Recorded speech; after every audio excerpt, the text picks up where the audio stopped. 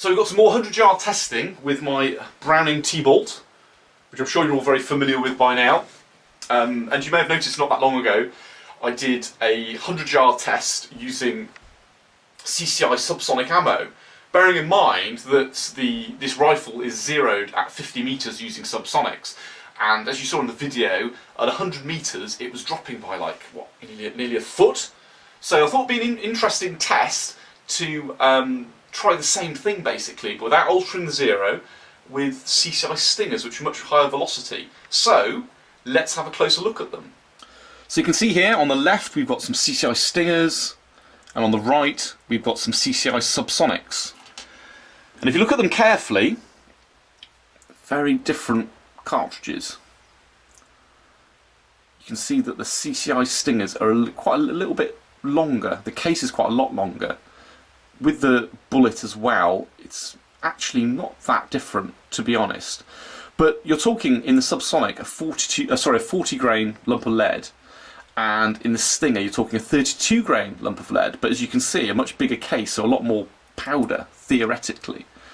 Now, in terms of energy, these CCI Stingers equate to around about 180 foot-pounds of energy, and these subsonics equate to around about 97 foot-pounds of energy. And these are going at 1640 feet per second, which is way beyond the sound barrier. And these are going at 1050 feet per second, so about 50 feet per second under the sound barrier, which makes these great if you're shooting with a silencer because it's very, very quiet. And certainly out to 50 metres, these are deadly accurate. At 100 metres, not so much, if I'm honest. Now these, it's a bit of a test really, because the guy at the gun shop reckons, and he's got the same, bear in mind he's got exactly the same rifle as me, and he reckons if I've zeroed my rifle with subsonics at 50 metres, these should be pretty much on the money at 100 metres. So we shall see, we shall see what the differences are. I don't know really, to be honest, but what he did say was, with the Stingers, you know, he said he was still grouping about like that. He said they weren't terribly accurate. So we'll see what happens. So let's go out into the field and let's crack on.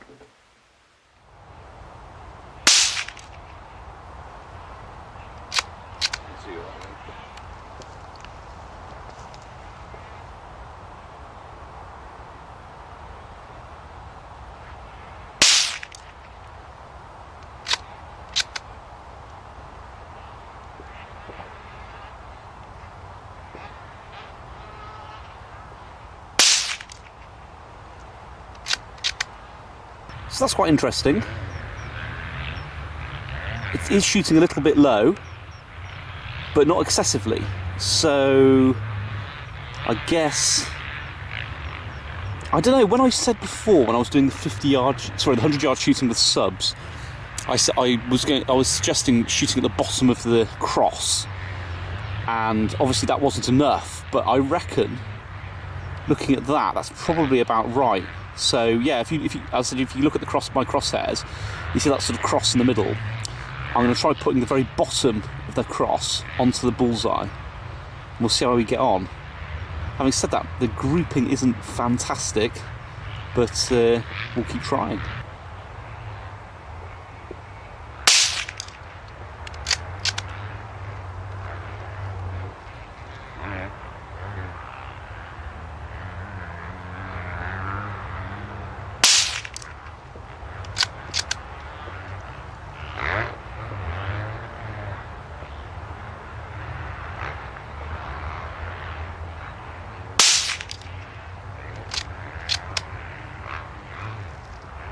Now that's interesting.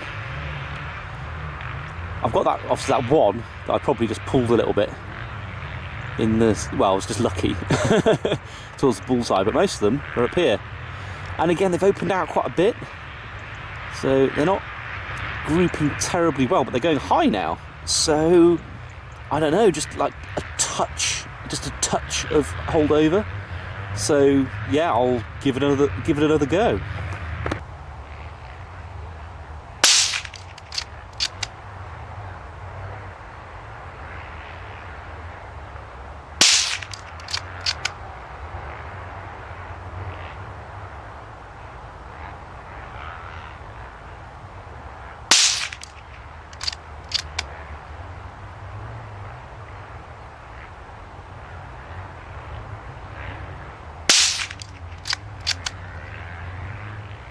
So you can see that's going about the right place now.